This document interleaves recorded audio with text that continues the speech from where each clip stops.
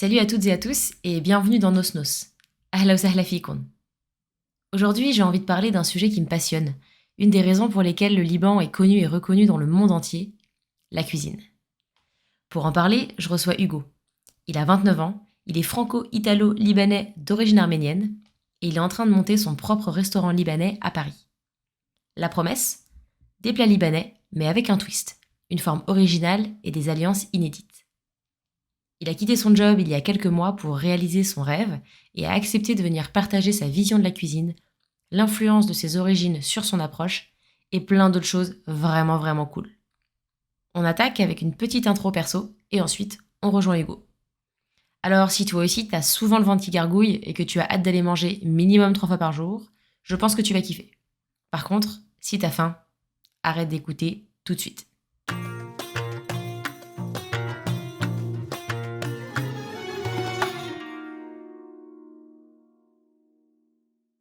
Un des énormes avantages d'une double culture, c'est le double héritage culinaire. Quand tu es d'origine libanaise née en France, on peut dire que tu es bien né. Énormément de mes souvenirs sont liés à la nourriture. J'ai grandi dans une famille où la nourriture était au centre de tout. Ma mère est une cuisinière hors pair, comme l'étaient mes grands-mères, mais aussi comme le sont mes oncles et tantes, maternelles et paternelles. La nourriture est d'ailleurs tellement au centre de tout que j'ai grandi avec cet état d'esprit. Si tu manges bien, tu es en bonne santé. Si tu n'as pas faim, tu es malade. Voilà, pas d'entre-deux, pas de zone grise, c'est l'un ou l'autre. Est-ce qu'on abuse un peu? Oui, sans aucun doute. Est-ce que je pense que c'est quand même un peu vrai? Franchement, un peu quand même.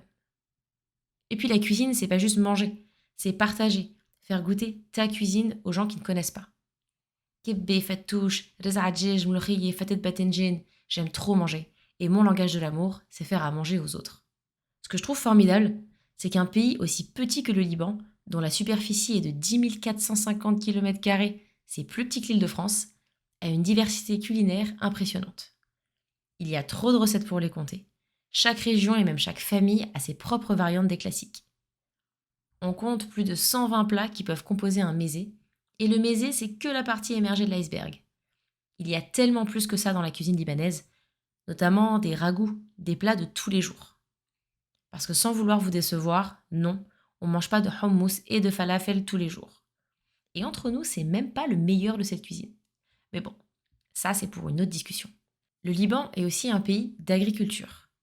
La typologie du pays et le climat permettent de tout faire pousser et de tout élever, ce qui a grandement contribué à la diversité de sa cuisine. 300 jours de soleil par an, la montagne, la mer, les plaines, animaux, fruits, légumes, épices, fruits à coque et même café et cacao. Bref, en résumé, mini pays, maxi cuisine. Et puis à côté de ça, tu as la France. Toute la richesse de son patrimoine culinaire que je n'ai même pas besoin de présenter.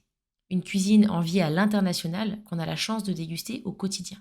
Donc bon, tu aussi entre du pain libanais et de la baguette, du baberenouj et de la tapenade, un plateau de fruits de mer et puis du samkahara, un gigot d'agneau et un méchoui. Et tu kiffes. Mais bon, assez blablaté, on passe aux choses sérieuses et on va rejoindre Hugo. Yalla, c'est parti.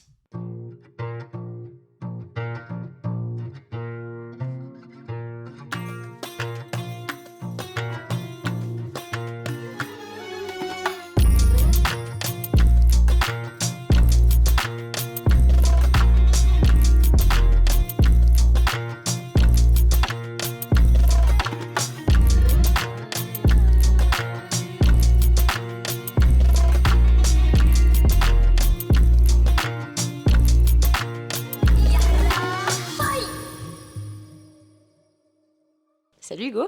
Bonjour. Bonjour. Écoute, avant de commencer, est-ce que tu peux te présenter, nous dire qui tu es, peu importe ce que ça veut dire pour toi, qui es-tu? Ok, trop bien. Donc moi je m'appelle Hugo Danagazian, j'ai 29 ans et j'ai grandi à Villefranche dans le Beaujolais, dans la magnifique région du Beaujolais. Et en fait, je suis né dans une famille hyper multiculturelle. J'ai un papa qui est arménien, enfin né au Liban d'origine arménienne et une maman qui est née en France d'origine italienne. Et donc du coup moi j'ai grandi un peu parmi toutes ces cultures-là et aujourd'hui j'ai bossé pendant très longtemps dans des industries un peu plus technologiques et là j'ai quitté un peu tout ça pour me lancer et ouvrir un restaurant libanais à Paris. Donc voilà, c'est aussi pour ça que je suis là. Trop bien. Et du coup, tu ouvres ton propre resto. Est-ce que tu peux nous parler un peu de ton projet? À quoi on peut s'attendre Ouais, quand ce sera réalisé? On te le souhaite très vite. carrément. Ouais, moi aussi, je me le souhaite très vite. Non, donc du coup, en fait, mon but avec ce resto, c'est de proposer une version un peu différente, un peu plus moderne de la cuisine libanaise. Je trouve qu'aujourd'hui, la cuisine libanaise, en France et à Paris également, en fait, elle est représentée de manière assez partielle. On mange toujours les mêmes hummus, Mhm. fatayés.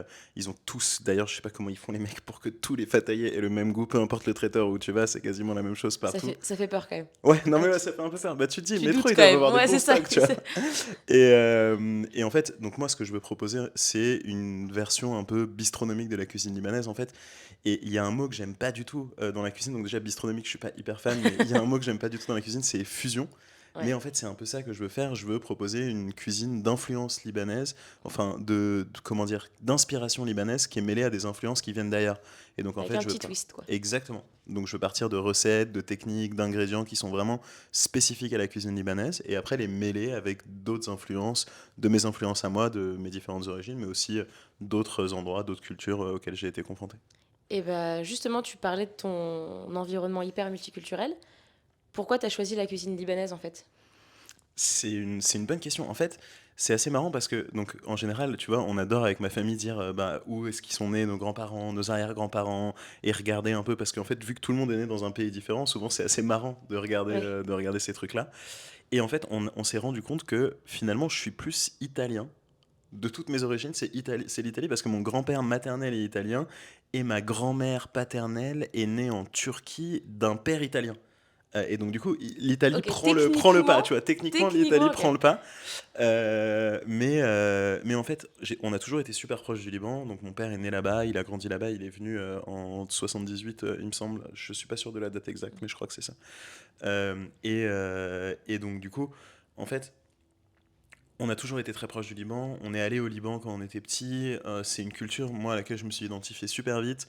Mes frères aussi. Et du coup, je sais pas, je trouve qu'il y a un truc à faire autour de cette culture-là, de cette cuisine. Moi, d'un point de vue, il y a les origines un peu personnelles de pourquoi est-ce que tu veux faire un projet par rapport à une origine, un projet un peu quelconque. Et après, il y a l'influence culinairement que ça a eu sur moi. Et le Liban, sur ma cuisine, un impact énorme. Donc, du coup, je voulais absolument faire un truc autour de ça. Trop bien. Et est-ce que du coup tu peux nous parler un peu de comment ta passion pour la cuisine elle a émergé? Ouais. Pourquoi la cuisine? Raconte-moi un peu. En fait, j'ai toujours cuisiné dans ma famille, on cuisine beaucoup. Mon papa cuisine très bien, ma maman cuisine très bien aussi. Et ils nous ont toujours appris en fait à cuisiner. Et ce qui est assez marrant, ce que je racontais hier, j'en parlais avec ma copine, c'était en fait quand j'étais petit, donc mes parents ils bossaient beaucoup. Et ils bossaient tous les deux à Lyon et nous on habitait dans le Beaujolais, donc il y a une demi-heure, trois quarts d'heure de voiture pour rentrer. Et très souvent en fait ils faisaient les courses et pendant le week-end pour toute la semaine et ils m'appelaient le soir en disant bon Hugo qu'est-ce qu'il y a dans le frigo, donc moi j'étais l'aîné, je regardais ce qu'il y avait dans le frigo et ils disent bon bah voilà là tu vas nous faire un tian. Ce soir tu vas nous faire une ratatouille, un gratin dauphinois, un poulet rôti, je sais pas quoi. Et je leur disais bah comment on fait ça et tout, et ils m'expliquaient donc rapidement Ah, donc c'est comment on énorme. faisait. Je le cuisinais et puis quand ils rentraient il y avait un jugement et c'était genre ils étaient trop contents que j'ai fait à manger, mais quand c'était pas bon mes parents ils ont toujours eu un feedback extrêmement direct, ils étaient très clairs pour le dire. Et donc c'est comme ça que j'ai appris un peu les bases de la cuisine. Et après, genre ça s'est vraiment développé, j'ai rapidement habité seul. Quand j'avais 18 ans, je suis allé vivre chez ma grand-mère qui cuisine aussi très bien, donc avec qui je cuisinais un peu. Et après, vers 19-20 ans, j'étais déjà plus ni chez mes parents, j'étais dans mon propre appart. Et j'ai toujours beaucoup aimé bien manger, donc j'ai toujours cuisiné et je suis devenu le mec qui cuisine, quoi, tout le temps. Et du coup, tu disais du coup que quand on t'envoyait cuisiner des choses avec le frigo là, t'avais quel âge? Bah, je pense que, sincèrement, je pense que ça a commencé quand je devais avoir 13-14 ans, un truc comme ça. Et je cuisinais déjà avec mes parents le week-end. En fait, il y a une espèce de tradition chez moi. Enfin, c'est une vieille tradition maintenant, c'est quand on était petit. Ouais. Mais la tradition, c'était qu'on se lève tous ensemble. Donc, chez moi, tu manges tous tes repas, à l'exception d'un qu'on gardera pour la suite de l'épisode. Mais tu manges tous tes repas ensemble. S'il y a quelqu'un d'autre à la maison, tu manges avec cette personne, peu Ouais. importe genre à quel moment de la semaine on est ou quoi. Le repas, c'est vraiment un truc structurant et particulièrement les petits déj. Et donc, du coup, le week-end, on se lève, on prend le petit déj tous ensemble. En général, mon père, lui, s'est levé super tôt. Il est parti à la boulangerie, il est parti faire le marché. Et à 9h, quand il sonne Vraiment, un peu ces la gens, cloche. Ouais, c'est ce genre de daron. Enfin, incroyable. ma mère, c'est pareil. Merci à toi. Ouais, clairement. Et, donc, du coup, on petit déjeune tous ensemble. Ensuite, donc, j'ai deux plus jeunes frères. Et avec mes deux plus jeunes frères et mon père, on va jouer à Call of Duty. pendant genre 1 heure. Et après, on sort de Call of Duty, on cuisine tous ensemble pour le repas. Et en fait, parfois, on cuisine jusqu'à 13-14 heures. Et puis à 14 heures, on mange tous ensemble ce qu'on a fait. Donc, j'ai déjà eu un peu cette éducation, mais j'ai vraiment commencé à cuisiner tout seul pour les repas du soir quand mes parents rentraient du boulot, en fait. Trop bien. C'est incroyable. Et tu vois, on dit souvent que on sait pas comment. Quand t'es parent, j'imagine que il y a plein de choses que tu donnes à tes enfants. Tu vois, tu les fais cuisiner, leur fais écouter de la musique, et tu sais jamais l'impact que ça aura. Ouais, Parce qu'au final, complètement. le fait qu'ils t'aient fait faire ça, mais juste parce qu'eux étaient contraints Ouais. par le boulot, par le fait de pas être à la maison, au final, ça a planté une petite graine Carrément, qui ouais. là, quand même, commence à, tu vois, à bien pousser et qui va faire que tu vas monter ton resto. Tu vois, c'est pas C'est forcément vrai. le plan de départ, mais tu te rends compte que ça a un impact assez ouf. C'est vrai, non, ouais. Bonne graine. Bonne graine. Et du coup, toi, oui, tes frères, non. Alors, mes frères, oui. Donc j'ai 2 frères, Thibaut et Théo. Donc Thibaut est le moyen et Théo est le plus jeune. Théo cuisine peu. Et Thibaut Ouais. cuisine très bien aussi. Ok. Genre vraiment très bien. Et je reconnais son niveau de cuisine dans ce podcast. Il sera ravi. Parce qu'en Il sera général, ravi. ouais. Non, mais il cuisine très bien. Il est très fort en pâtisserie. Donc souvent, il y avait ce truc aussi qui, selon moi, est assez libanais. En fait, mes parents, ils adorent inviter des gens chez eux. C'est un truc Et de ouf. il faut absolument leur faire un bête de repas. Et en plus, il faut que la baraque, elle soit clean. Mais genre, c'est des heures de ménage, le truc. Pourquoi on est comme ça? Pourquoi? En plus, c'est un truc que t'emportes avec toi en général après dans ta propre vie à toi. Ouais. Où j'en parlais. C'est marrant que tu mentionnes ça parce que ce soir, mes beaux-parents viennent chez moi avec ma belle-sœur, son mec et mon. Mais qu'est-ce que beau-frère. tu fais là, meuf? Et je suis. Genre, hier, j'étais faire des courses et je disais à mon mec, je panique à chaque fois qu'ils arrivent en me disant, il faut que ce soit trop bien. Alors que tu vois, on peut se détendre, mais en fait, on sait pas. Tu peux pas recevoir à l'arrache, quoi. Enfin, moi, Ouais, non, j'ai un peu je de suis mal d'accord. à. Tu peux pas recevoir Tu vois, l'arrache. tu peux recevoir simplement, mais il faut toujours que ce soit vraiment très bon, quoi. Voilà. Totalement d'accord. Et C'est marrant. particulièrement sur la nourriture, je pense. Et donc, du coup, quand mes parents recevaient des gens, donc, ils adoraient faire des fêtes et tout, mais même quand c'est une fête, il faut que les gens mangent. Et donc, du coup, il y a 30 personnes et on est 5 et il faut faire à bouffer pour 30. Et il faut bien faire à bouffer, quoi. Il faut pas que ça dépasse. Et donc, du coup, mes parents sont pas très fans de pâtisserie, mais il faut des desserts. Ouais. Et du coup, mon frère Thibaut est rapidement devenu le préposé au dessert. Moi, comme j'étais assez bon sur les découpes et tout, j'étais le commis de service. Ouais. C'est-à-dire, il faut que ce soit coupé, ça, il faut que ce soit coupé. Appelle Hugo, il va le faire. Et après, Thibaut, il s'occupait des desserts, genre de bout en bout, et il fait des bêtes de desserts, notamment il forêt noire, incroyable. Trop bien. Et du coup, Théo, lui, mange. Théo, il mange, ouais. Ok. J'ai une dédicace à lui anecdote. parce que. Ouais, grosse dédicace à Théo, qui. Non, mais c'est. Il va détester que je dise ça, mais je vais le dire. Une fois, j'étais avec mon père, donc c'était quand j'étais en prépa, je rentrais de train le week-end, il n'y avait que mon père, et je sais pas pourquoi ma mère et mon frère n'étaient pas là. Et on est en voiture avec mon père, on rentre de la gare, et il appelle Théo en disant, ouais, Théo, il faut faire cuire des pâtes et tout, et Théo, il est vraiment jeune. Et Théo, il dit, mais je sais pas comment faire cuire des pâtes et tout, il devait avoir 10 ans, tu vois. Ouais.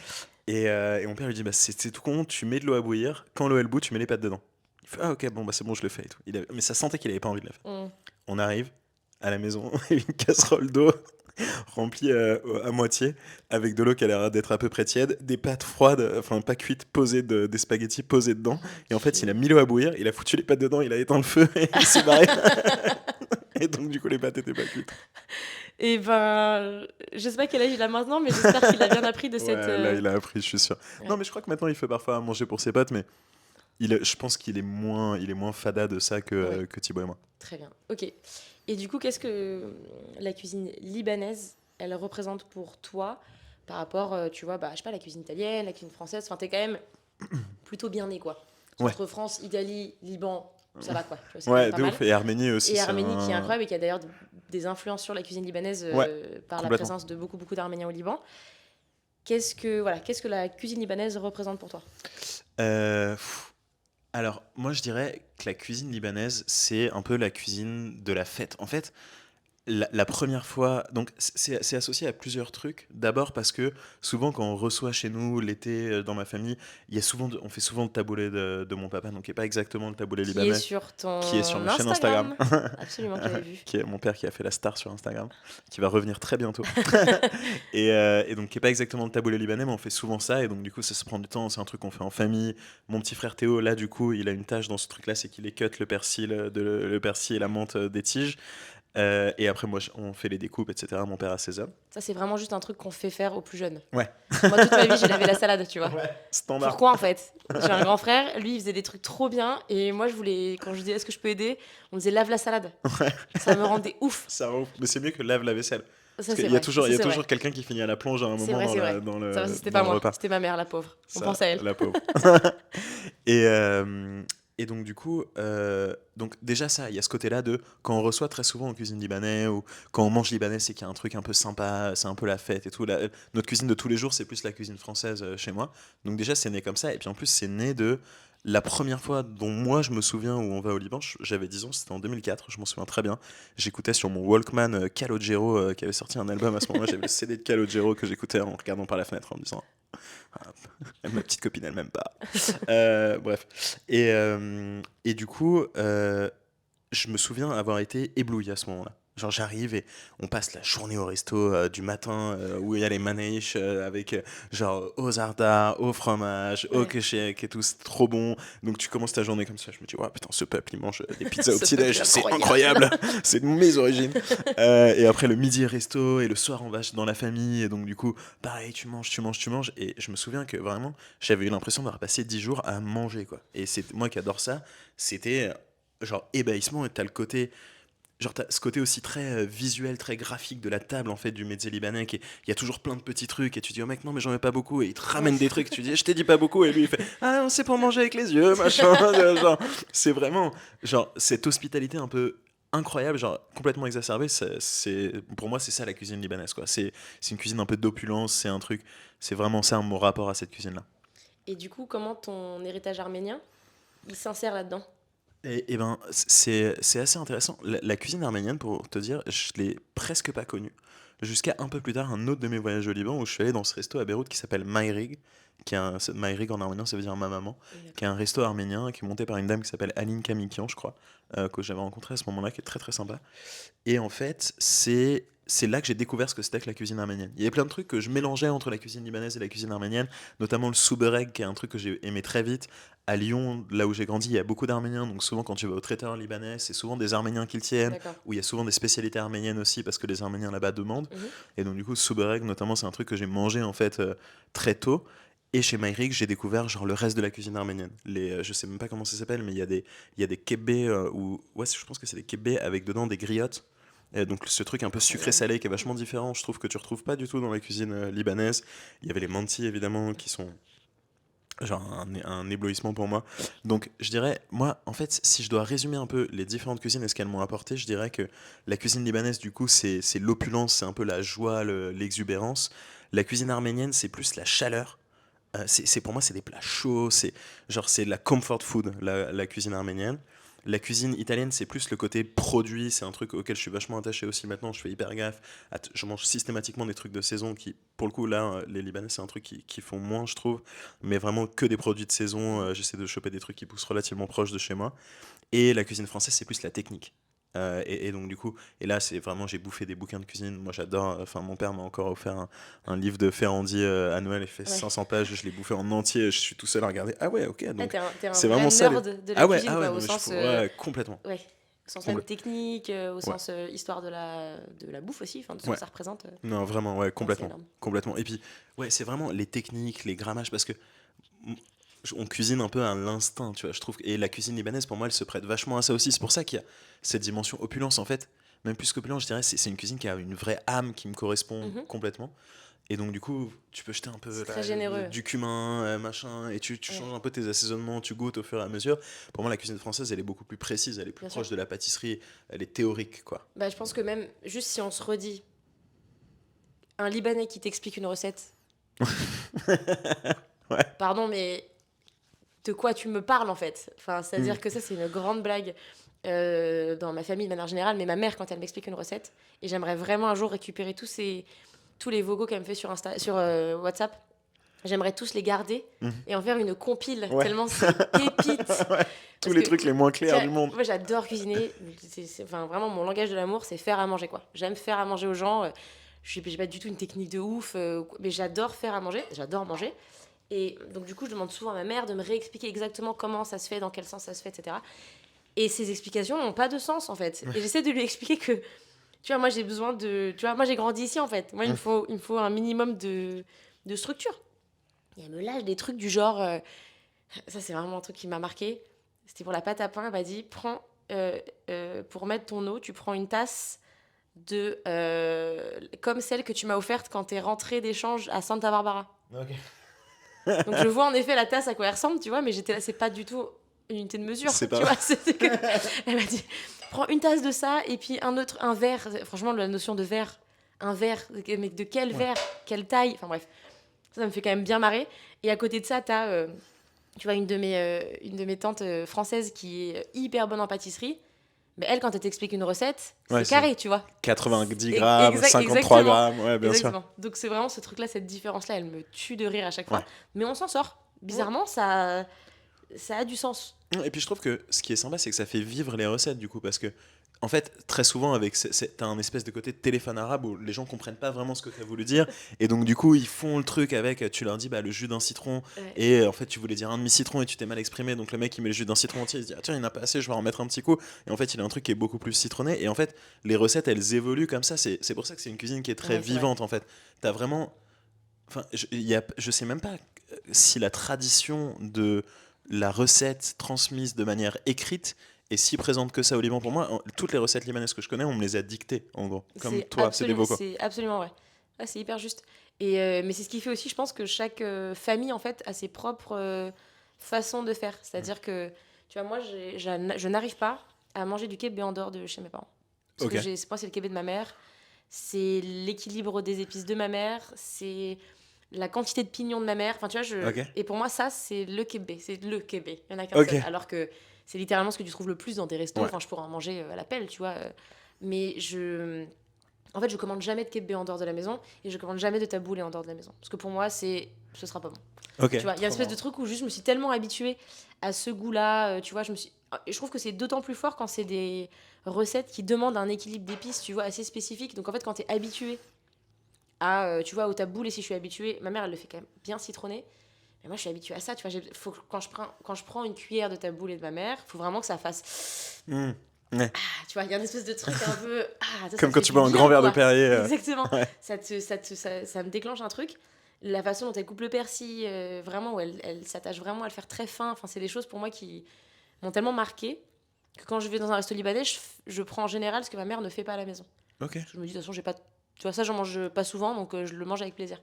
Mais il y a un peu ce truc où t'es tellement habitué à la cuisine de ta famille, en tout cas pour moi, que parfois j'ai un peu de mal vraiment, c'est vraiment le taboul et le kebab, j'ai du mal vraiment à le manger. Je comprends. Mais je serais ravie de venir manger le tien, ton kebab et ton taboul et quand le resto sera ouvert. Le kebab, tu manges le kebab tourné au pouce, là, la boulette de kebab. Ou en plat. Moi j'adore kebab bilsagné, le kebab au four, ça j'adore. C'est un classique. Je te le ferai avec plaisir, et notamment je le fais d'une manière végétarienne, alors qui est apparemment un nom, mais selon mon père ça ne veut rien dire, kebab latine. C'est ça. Et en fait, ma mère l'avait fait une fois, parce que j'ai pas mal de copines végétariennes notamment, et on avait fait un cours de cuisine avec ma mère une fois. C'était le cadeau d'anniversaire d'une de mes copines. C'était un cours de cuisine avec ma mère.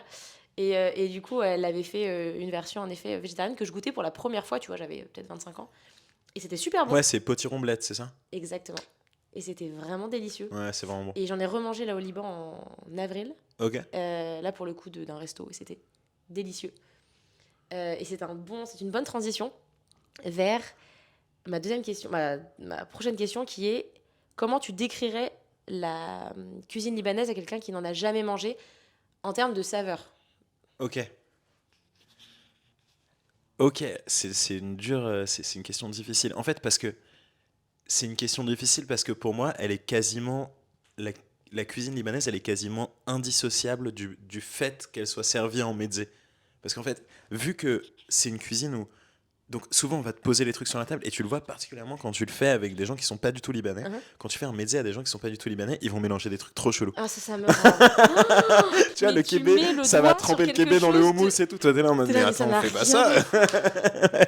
Excellent, absolument, c'est tout à fait vrai. Ouais. T'as envie de dire non, tu vois, le jus de ton taboul et il tombe dans tout, là, ça va pas du tout, on se concentre.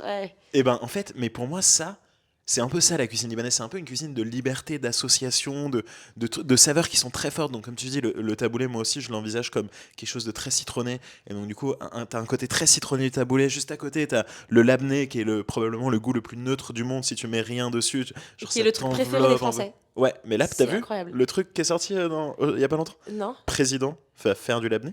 Ah mais oui, j'ai vu ça.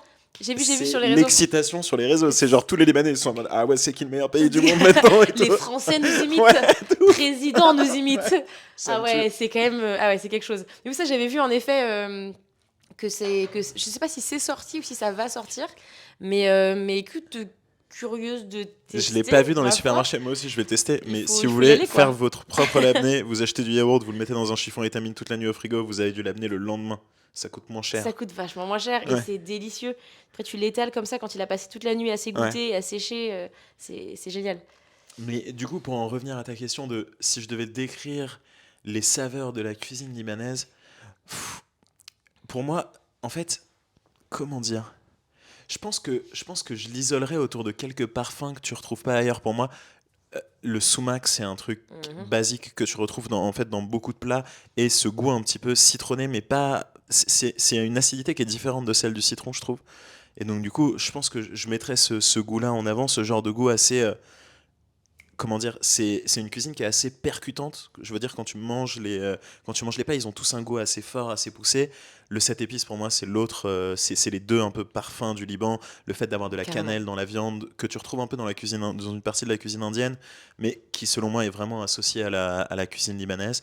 Donc, ouais, c'est ça. Je dirais, déjà, c'est une cuisine de liberté. Ça, vraiment, j'insiste sur le truc de tout est sur la table et tu peux tout un peu combiner comme tu veux. Mhm. Il y a à manger pour tout le monde. C'est pas T'arrives jamais dans un métier libanais et dire ah bah il a cuisiné un truc que j'aimais pas. Bah, alors gros C'est pas c'est peut-être possible. pas du tout la cuisine Tu n'aimes libanaise parce qu'il y rien a en fait. 28 plats sur la table Ouais. ouais donc c'est vraiment et puis le côté de tu peux tout mix and match un peu comme tu veux et après genre les deux saveurs sur lesquelles j'insiste pour moi c'est la cuisine libanaise c'est le sumac et le 7 épices.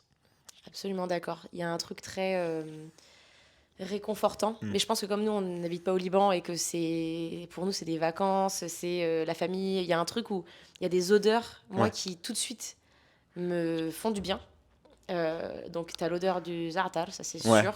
Genre, quand j'ouvre mon sachet et qu'il y a l'odeur qui sort, tu vois, ça me fait du bien. Il y a un truc très réconfortant.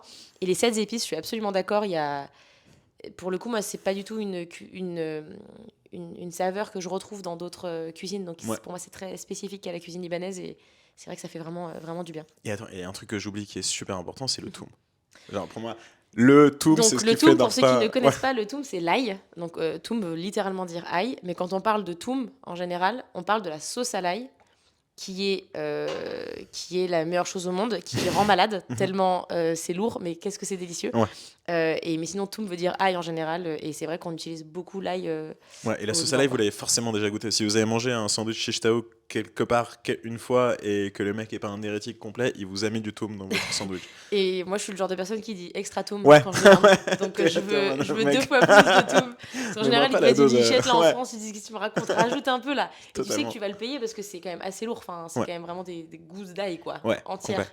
Et de l'huile, Et de l'huile. bien sûr. Donc, tu te dis, bon, l'un et l'autre, pas ouf. C'est la meilleure chose au monde avec des frites. Ouais, J'adore. J'ai j'adore la aussi. dalle. J'ai la dalle Moi aussi, totale. Ok. ça donne la dalle. Euh, Justement, quand tu décrivais un peu ton resto au début là, de l'épisode, tu disais que voilà, que tu avais une approche un peu différente, assez innovante de la cuisine libanaise. Est-ce qu'il y a un plat que tu ne veux pas toucher? Pour toi, ça se mange intact au sens traditionnel du terme. Hmm. C'est hyper intéressant comme question. En fait, alors, donc, il y a un plat, mais je suis sûr qu'on va se retrouver là-dessus parce que je pense que tu demandes à n'importe qui connaît bien la cuisine libanaise, il va être d'accord. Il y a un plat que je veux pas toucher dans sa préparation, mais que je veux toucher dans sa garniture, en fait. Donc, Ok. c'est le houmous pour moi. Le houmous, Ouais. c'est du houmous de pois chiches. Genre, viens Merci. pas me faire du houmous de Les gars, betterave, de hummus veut dire carotte. pois chiche. C'est littéralement le terme. Non, mais ça rend ouf. Mais par contre, mettre des trucs dessus, Ouais. ça, j'ai grave envie de le faire. Et je Mhm. l'ai déjà fait, genre, plusieurs fois. Moi, j'adore mettre des légumes braisés un peu sur mon houmous. Donc, comme ça, tu peux Délicieux. couper un peu de légumes, tu prends avec le houmous. C'est plus un accompagnement du houmous qu'une modification de la recette. Donc, ça, pour moi, genre, vraiment, le houmous, Tu on fais touche trop pas. plaisir. Ouais, Tu fais trop plaisir. non, vraiment, le houmous, c'est le truc qu'on touche pas. Et après, le taboulé, je suis un peu comme toi. Je sais que le taboulé qu'on fait chez moi, c'est pas le taboulé libanais standard. Mais en fait, je me verrais pas essayer de modifier le taboulé, ni cette recette que j'ai apprise chez moi, ni la recette libanaise tradi, Ouais. genre de le changer complètement. J'ai plusieurs fois pensé à le faire en remplaçant le boulgour avec des lentilles, par exemple, pour faire un truc un peu différent, une Mhm. saveur un peu plus genre terrienne, un peu fibreuse. Je trouve que ça marche pas. Je trouve que le taboulé, ça doit rester une salade d'herbe, en fait. Excellent. Et du coup, pour ceux qui nous écoutent et qui pensent que le taboulé, c'est le taboulé bon duel, Oui, en non. fait, c'est mon combat dans la vie. Ça Et les s'appelle le gens qui... kesser. Et, C'est le taboulé turc. et du coup, Appelez-le comme tel. Ouais, appelez-le kessel. Ou dites par exemple salade de semoule. Ouais. Ou alors salade de C'est semoule. une salade de C'est semoule. très honnête, ouais. Et c'est vraiment un de mes combats dans la vie. En plus de combats beaucoup plus importants. Mais celui-là, j'y tiens. Arrêtez la semoule, arrêtez. C'est autre chose, c'est une autre recette. Et ça veut pas dire que c'est pas bon, ça veut juste dire que ce n'est pas le bon terme. Ouais. Non, mais c'est vrai que ça peut être bon. Moi, le kessir, là, le taboulé turc, c'est devenu. Je vais faire des vidéos là-dessus d'ailleurs parce que c'est devenu mon go-to depuis il y a 2-3 mois là pour les grillades, pour les accompagnements de grillades. Je trouve que c'est super en fait. Il y a un côté très frais, mais il faut mettre, genre, évidemment, ça n'a pas du tout le goût du taboulé bonduel. Enfin, il est beaucoup plus. Je pense que mélasse de grenade, les purées un peu arméniennes de poivron ou le concentré de tomate, concentré de poivron, dedans, ça donne vraiment une salade super fraîche. Et bien qu'il y ait beaucoup de boulgour, en fait, c'est très très frais. Mais évidemment, c'est pas du taboulé pour moi non plus. Voilà, c'est une autre recette. C'est une chouette variante. Est-ce que tu as c'est quoi ton meilleur souvenir lié à la nourriture? Et là, ça peut aller Liban, pas Liban, quelque chose qui t'a marqué. Ouf. Il y en a tellement. En fait, tous mes bons souvenirs, ils sont plus ou moins liés à la nourriture. Tu vois, c'est un moment d'un repas. Mes meilleurs souvenirs liés à la nourriture. En fait, je pense que j'en isolerai plusieurs. J'en isolerai 3. Il y en a un qui est le meilleur resto, selon moi, que j'ai jamais fait, mais je me souviens même plus exactement ce que j'ai mangé, mais je me souviens de l'émotion que ça m'avait procuré. L'autre, c'est un peu un souvenir d'enfance, un peu genre, je sais pas, c'est un souvenir qui m'émeut un peu, alors que tu vas voir, c'est assez trivial. Et le dernier, c'est un souvenir qui est lié au Liban. Donc du coup, le meilleur resto, c'était en Italie. On était perdus avec mes parents en Toscane. Et donc, en bon gourmet, tu peux pas aller manger n'importe où. Tu peux pas. Donc mon père il dit tout le temps, si on bouffe pas, on mange. Donc tu vois, t'as le côté de, genre, on va pas manger un sandwich triangle quand on est sur l'autoroute, on va pas manger quand on est sur l'autoroute, et on mangera ce soir et on mangera un bon truc, tu vois. Ouais. Et donc là, on était en Italie, en Toscane, on était dans un hôtel où c'était un peu all inclusive et tout, la bouffe était vraiment pas bonne. Donc du coup, un soir, mon père en a vraiment marre, on prend la voiture, on part tous les 5. Et on se balade en Italie, et en fait on finit par pousser la porte d'un truc. Il était hyper tard, genre 22h15, on avait toujours pas mangé, tu vois. Et on finit par pousser la porte d'un truc. Moi j'ai le souvenir, en fait, c'est le truc dont je me souviens de cet endroit, c'était une vieille porte en bois, mais qui avait l'air d'être, tu sais, pas une porte sécurisée, quoi. Genre tu pousses le truc, ça s'ouvre, et on est rentré dans un truc où c'était un peu la cuisine de la mama, et il y avait primi piatti, secondi piatti. Je me souviens que j'avais mangé un très bon plat de viande, et c'était une expérience de repas où en fait elle vient, elle te sert dans le plat et tout. Ce côté-là, c'est vraiment. Genre, c'est un repas qui m'avait retourné. Genre, ce repas-là, je m'étais dit, ouais, c'est tellement beau comme moment, t'es paumé au milieu de nulle part et t'es chez les gens, en fait. Donc ça, j'avais trouvé ça dingue. Le souvenir qui est un peu plus émotionnel, qui me rappelle un peu mon enfance, c'est que on avait, enfin, chez moi, il y a des politiques assez strictes autour de la télé quand t'es un enfant. C'est-à-dire que tu dois te coucher tôt, tu peux pas ramener des objets électroniques dans ta chambre. Et il y avait un moment où on regardait la télé tard le soir, c'était le jeudi soir, où on regardait une série en mangeant un shish taouk. Et donc ça, c'était vraiment standard. Ou alors les matchs de l'Olympique Lyonnais. Vive l'Olympique Lyonnais. Et donc du coup, c'était Desperate Housewives avec un shish taouk, ou Jack Bauer 24 heures chrono avec un shish taouk. Et ça, c'était vraiment des moments, genre, ce shish taouk là, il a vraiment un goût spécial pour moi. Et je le retrouverai jamais. Et le dernier qui est lié au Liban, c'est, alors, et aujourd'hui, c'est pas le truc que je préfère. Donc j'étais beaucoup plus jeune. C'était la fois où j'y suis allé, et où j'ai eu ce souvenir incroyable d'opulence de la cuisine libanaise, de la grande table. Et en fait, on dormait chez ma tante. Du coup, on dormait à Beyrouth, à Ashrafiyeh, dans son appartement. Je me souviens encore de l'appartement. Je me souviens d'ailleurs du médecin avec lequel elle nous avait accueillis quand on était arrivé de l'aéroport, où littéralement de ma vie j'avais jamais vu autant de sambousek, et c'était une montagne de sambousek, j'avais envie de mettre ma tête dedans, et j'étais en mode non mais je peux partager ça avec personne, c'est mort. Délicieux, j'adore. Et donc du coup, en fait, le matin, donc mon père allait chercher les manèges, et un jour il m'avait ramené un manège au keshek, et en fait c'était genre, j'avais trouvé ça délicieux. J'avais adoré. C'était un keshek où il y avait beaucoup de poivrons, donc qui était très rouge. Et en fait, après, pendant très longtemps, j'ai pas retrouvé le keshek. En fait, peut-être aussi parce qu'on le demandait pas, on demandait toujours soit Jebne, soit Zarta. Et donc du coup j'étais là en mode mais tu te souviens c'est quoi ce truc que j'avais goûté quand j'étais petit et tout, et je l'ai retrouvé il y a 2 ans là en y allant, et on est allé au truc, il fait ah tu veux pas goûter Keshek, le boulanger de mon village, j'étais en mode c'est quoi, vas-y je suis trop chaud et tout, il me le met et là je vois le truc, je fais en mode putain mais Non, c'est c'est ça. ça. Et en fait finalement ça me plaît beaucoup moins maintenant Ouais. que ça m'a plu à ce moment-là, mais ce jour-là j'avais adoré, genre c'était vraiment un bête de Est-ce souvenir. que tu peux expliquer ce que c'est que le kéchek? Parce que je pense Ouais. pas que tout le monde connaisse. Bien sûr, en fait, le kéchek, c'est une préparation qui est assez spéciale.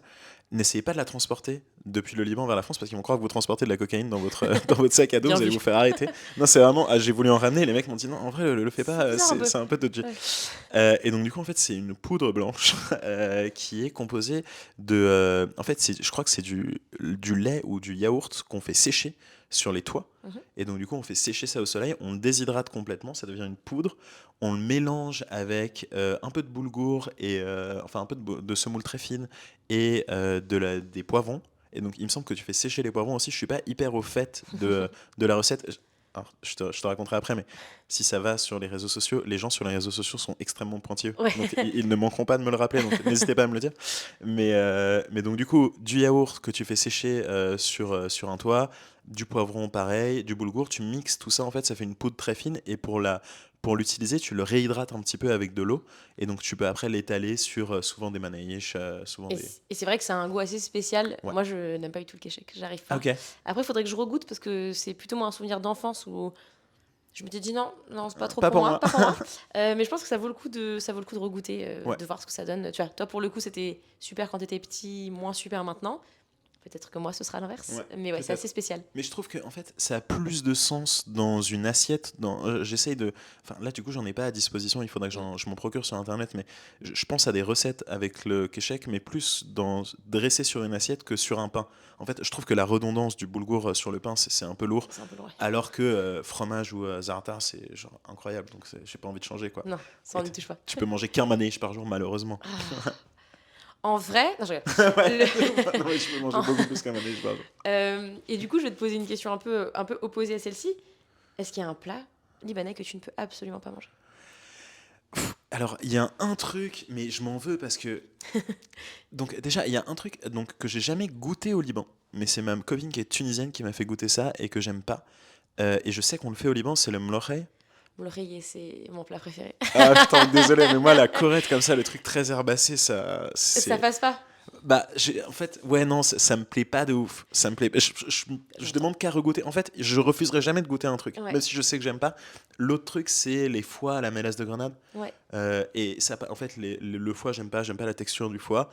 Après, pareil, si tu me le mets sur la table, genre, je vais pas ne pas goûter. Ouais, tu vas Quoi. prendre un Genre, morceau de je pain, remets tu vas ça le mettre en question dedans à et chaque puis fois. tu vas. Voilà. Ouais, je tente Ah ouais. à chaque fois, mais en général, c'est les trucs qui me plaisent le moins. Donc, moi, le mlouri, c'est mon plat préféré. Ok, Enfin, désolé. le plat de. Au sens. Parce qu'en fait, on parle beaucoup du Liban à travers le mésé, mais il y a énormément de recettes Ouais, familial comme ça. familiales que tu manges tous les jours, quoi. Parce qu'en fait. Non, tu manges pas du hummus tous les jours au Liban. Déjà, ça coûte cher. De manger des mésés au resto où ça prend du temps de le faire à la maison. Donc, il y a beaucoup de. Moi, j'adore les plats. Les plats de ce qu'on appelle Ouais, la tapra, donc familial, vraiment quoi. le plat de la maison que tu manges tous les jours, quoi. Et c'est marrant parce que quand j'étais petite, je trouvais ça vraiment genre trop ennuyeux, trop. Et en fait, maintenant, j'adore tout ce qui est à base de riz, vermicelle et après toutes les variantes que tu mets dessus.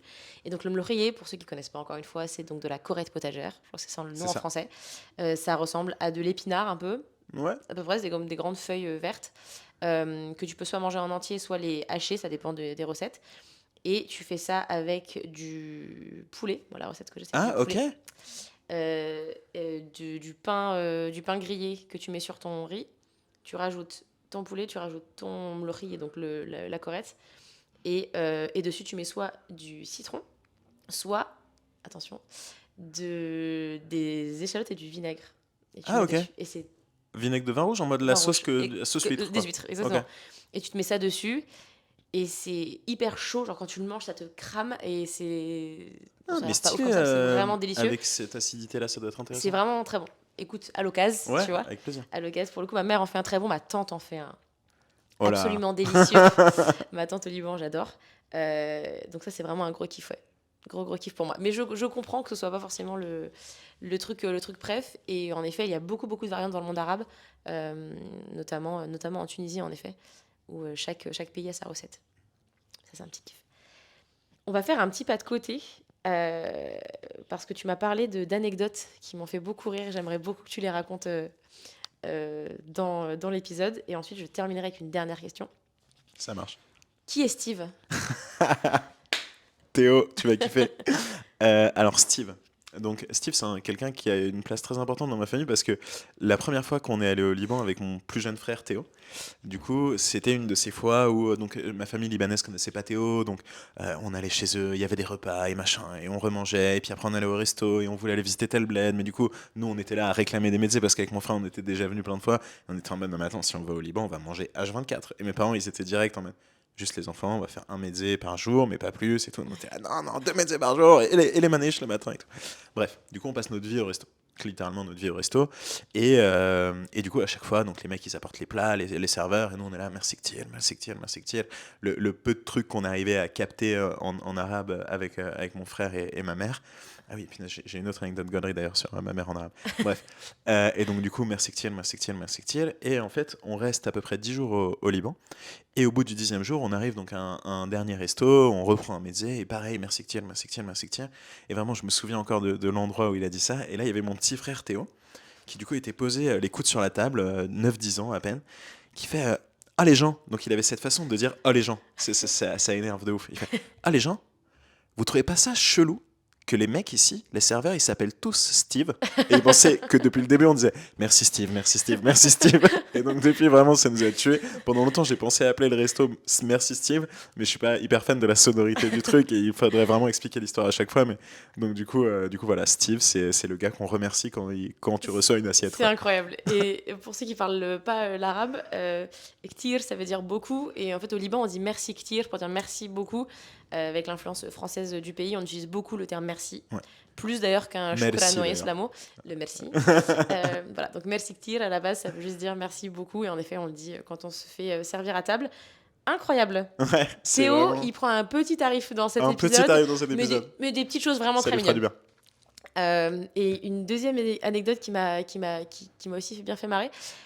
Est-ce que tu penses que les Libanais savent respecter les règles, de manière générale? Putain, mais alors ça, j'ai tellement d'histoires avec ça. D'ailleurs, en fait, on n'y est pas allé pendant longtemps parce que la maison dans laquelle on va est pas très loin de la frontière syrienne. Et en fait, pendant le conflit en Syrie, la zone était un petit peu instable, donc on n'y allait plus trop pendant 5-6 ans. Et j'y suis retourné après 5-6 ans. Et dès mon arrivée à l'aéroport, j'ai vu des trucs en mode une file de 1 heure pour faire la queue au passeport, une meuf qui passe comme ça à côté avec ses deux petits caniches et tout, personne qui lui dit rien, moi je l'arrête en mode madame, on finit par s'engueuler dans la queue. Elle fait, mais vous savez pas qui je suis, je fais, mais je m'en fous, enfin vraiment rien à faire. Mais donc du coup ouais non, ils savent pas trop respecter les règles, ce qui se retrouve également dans ma famille, puisque quand ils sont venus au Liban, donc le cousin de mon père et sa maman, tante Azo, qui est donc ma grande tante libanaise, qui maintenant ne fume plus, mais à un moment fumait vraiment comme un pompier. Ils viennent en France, mon père va les chercher à l'aéroport et vraiment ça prend du temps. Genre il décroche pas au téléphone, il met du temps et on se dit putain, ça prend du temps quand même ce drop-off à l'aéroport, cette récupération de la famille à l'aéroport. Et en fait il revient genre 2 heures plus tard en nous expliquant que Tantazo s'est fumé des clopes à 2 reprises dans l'avion, dans les toilettes de l'avion, pensant qu'on ne la cramerait pas. Les gens lui ont dit non madame vous avez pas le droit, donc un peu prise de panique quand même dans l'avion d'une dame qui fume des clopes. On est quand même en 2008-2009, donc genre ça fait longtemps. Et en fait on lui a dit et elle l'a refait. Et donc c'est vraiment aucun respect. Donc mon père est arrivé à l'aéroport, s'est pris une brasse par le personnel aérien. Au final ils s'en sont tirés sans rien ou peut-être avec une amende, je sais plus exactement, mais ça aurait pu être beaucoup plus grave quoi. Et donc elle est arrivée, on était pliés de rire nous en mode c'est vraiment ici on fait ce qu'on veut. Surtout qu'en vrai, c'est 4 heures d'avion. Tu Ouais, vois, c'est c'est ça, pas genre ouais. un long courrier, c'est un moyen Totalement, courrier. ouais. Le Paris-Beyrouth, il est pas horrible, tu vois. Totalement. Mais ça m'a fait bien marrer parce que c'est vraiment caractéristique tu sais, des différences que tu peux avoir tu vois, quand tu vas au Liban. Quoi. Là, j'étais au baptême de mon filleul en avril. Et mon oncle, son grand-père, s'allume une clope en mangeant, tu vois, parce que tu peux le faire. Donc, Ouais. quand on était au resto, grande tablée et tout, il s'allume une clope et il commence à fumer en mangeant. Ouais, c'est ouf. C'est là où tu vois, parfois j'ai des petites. Je me rappelle vraiment que j'ai pas grandi là-bas, quoi. Parce qu'il y a vraiment des trucs où je suis là. Bah non, en fait, enfin, du coup, il me soufflait dans la tête, était là, t'essayais de manger. Mais pour lui, c'était normal, il y avait pas vraiment de sujet. Mais il y avait quand même un petit sujet. Ouais, non, toutes les règles sont un peu passif, malléables, genre. Ça va. Ouais, c'est ça. Ça va, c'est pas grave. On finit toujours par s'arranger, enfin. C'est ça. Mais la preuve que oui, parce qu'au Ouais. final, tu vois, ta grande-tante, elle est Ouais, sortie, c'est vrai. elle est arrivée, Elle il n'y a s'en pas est eu bien de... sortie d'ailleurs. Pas de grandes conséquences. Très drôle. Et ma dernière question, c'est une question que j'aime beaucoup poser, même à des potes tout le temps. C'est, est-ce que tu peux me choisir une cuisine dont tu pourrais te passer toute ta vie? Si t'en remanges pas, c'est pas, voilà, c'est pas dramatique. Une cuisine que tu mangerais tous les jours et une cuisine que tu aimes manger occasionnellement. Les autres cuisines n'existent pas. Ok, donc ok, c'est très stylé.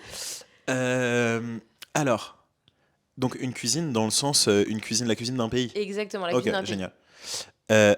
La cuisine dont je pourrais me passer, c'est extrêmement clair et je sais que tu vas pas être d'accord parce que j'ai écouté le premier épisode de ton podcast. Moi, la cuisine asiatique, ça m'émeut très peu. D'accord. On La va y cuisine remédier. d'Asie du Sud-Est un petit peu, la cuisine Ouais. indienne donc beaucoup. Donc c'est sûr que asiatique, ça décrit un espace qui est très grand, mais la cuisine genre comment dire, les bouillons très légers, Ouais, ce genre de choses, les feux, c'est sympa. Mais vraiment, je pourrais totalement en t'en passer. passes. Aucun Ok. problème. Là, de moins en moins la cuisine chinoise, par contre. J'habite dans le 20e maintenant, donc il y a Uh-huh. beaucoup de traiteurs chinois. Et ça devient un peu mon go-to de lendemain de soirée d'aller au traiteur manger. Réconfortant, Genre, quoi. ouais, full Ouais. nem. Genre, j'adore. Mais je pourrais m'en passer. La cuisine de tous les jours, je pense que je prendrais la cuisine libanaise. Excellente réponse. Parce que, en fait, parce qu'elle est ultra variée, parce qu'elle est saine en majorité, elle peut être totalement végétarienne. Enfin, tu peux manger Mhm. quasiment tous les jours libanais en étant totalement végétarien. Il y a quand même quelques petits kiffs de viande, il y a quelques petits kiffs un peu plus genre riches. Il y a genre un peu de hawarma. Tu vois, j'adore me Ouais. faire mon hawarma. Ça a été ma quête pendant je crois que c'était en milieu d'année dernière. Ouais. J'étais en mode, ok, je veux faire du hawarma. Ouais. Je vais trouver un moyen de faire du T'as hawarma. réussi? Et j'ai réussi. Alors ici, t'as pas. Donc je sais pas si tu vois comment on fait. Donc c'est avec la graisse de la Faut queue du de... mouton. Ouais. Tu vois tu les as déjà vus Je ces vois... moutons? Non, non, j'ai pas vu ces moutons-là. Je Ok, vois ça comment s'appelle il les fait moutons le Awama, Awassi. mais... Va voir des photos sur internet, t'en as peut-être déjà vu au Liban sans t'en souvenir. Ouais. Mais ils ont une queue qui fait la taille de mon torse, je pense. Ok. Genre, et des moutons avec une queue énorme, c'est improbable. Ici, t'as des moutons avec une toute petite queue en France. Ouais. Donc du coup, quand tu vas chez le boucher, même un boucher qui fait du mouton, il a pas du mouton Awassi, donc il peut pas te donner ce gras-là. Donc il faut D'accord. prendre le gras qui entoure les rognons. Et donc tu fais fondre le gras qui entoure les rognons et après tu Et fais ça, t'en trouves cuire. ici? Et ça, Même t'en à trouves Paris? ici. Moi, ce que je fais, c'est que je vais dans une boucherie du 20e, pas loin de chez moi. Et en fait, le mec sait que le mardi, quand il reçoit son mouton, il doit me garder la graisse parce que Ah, sinon, c'est il la génial. jette. Ok, Et cool. il me disait que pendant un moment, il a fait des preserves avec, mais que finalement, les gens ne les achetaient pas. Donc, moi, je lui garde sa graisse et je l'achète pour pas cher. Et après, je mixe mon agneau ou mon mouton et je fais mon hawarma. Donc, tu as ce côté un peu plus riche. Et la cuisine, du coup, de temps en temps, je pense que c'est la grande cuisine française, tu vois. Parce que Mhm. genre c'est très dur pour moi quand arrive en fait je suis impatient du milieu de l'automne à peu près genre septembre fin septembre début octobre pour me manger mon traditionnel côte de veau sauce aux champignons gratin dauphinois c'est un C'est un must gros have pour kiff. moi ouais Pour toi, c'est un gros c'est kiff. essentiel ça participe à mon bien-être. Et mais il ne faut pas s'arrêter alors. Ouais. Ça, on Non aime trop non la non. nourriture. Je pense que s'il y a un truc qui nous rassemble, en plus de nos origines libanaises, c'est quand même le kiff de Ouais. la nourriture. Et je pense que j'ai jamais rencontré de Libanais qui aimait pas manger, enfin qui mangeait pour se nourrir. Ouais, je suis assez d'accord. Parce que j'en ai rencontré plein, des gens qui, tu vois, accordent pas particulièrement Ouais, qui sont pas d'importance. gourmands. Exactement, qui sont pas gourmands. Ça, c'est un vrai truc. Mais peut-être parce que je pense que c'est biaisé en fonction, je pense, des familles dont tu viens. Mais quand même, dans l'ensemble, on est sur quand même un peuple qui aime vraiment beaucoup, beaucoup, beaucoup manger, quoi. Je suis d'accord. Trop bien. Écoute, Hugo, c'était trop bien de te parler. J'ai adoré. J'ai trop hâte que ton resto ouvre. Où est-ce qu'on peut te retrouver sur les réseaux? Alors, vous pouvez me retrouver sur Instagram ou sur TikTok. J'ai une chaîne qui s'appelle Le Paris Beyrouth, où je raconte un peu, je montre beaucoup de cuisine et je raconte un peu aussi l'histoire de ce que c'est que d'essayer d'ouvrir un resto à Paris. C'est pas facile, il y a pas mal de rebondissements, mais j'espère que je vais y arriver prochainement. Donc, Le Paris Beyrouth, vous aurez tout, je pense, en description. Et voilà, c'est là que vous pouvez me retrouver. Eh ben, je recommande parce que en plus de ça, tu partages des recettes, c'est très cool. Tu partages plein d'alliances auxquelles on pense pas. Ça donne faim. Et du coup, voilà, trop hâte d'aller y manger pour de vrai. On fait une grosse dédicace à tes parents. J'ai Ouais, l'impression qu'ils ont une absolument. grosse influence Papa, maman, grosse sur influence. ta passion de la cuisine. Puis vraiment dédicace à tes frères avec une mention spéciale à Dédicace à mes Théo, frères. qui nous aura Il va péter un bien câble, je suis bien régalé. impatient. Allez, Merci Hugo, à plus. ça marche, Ciao. bisous.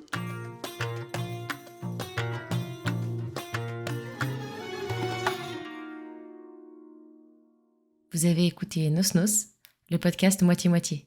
Moitié français, moitié libanais.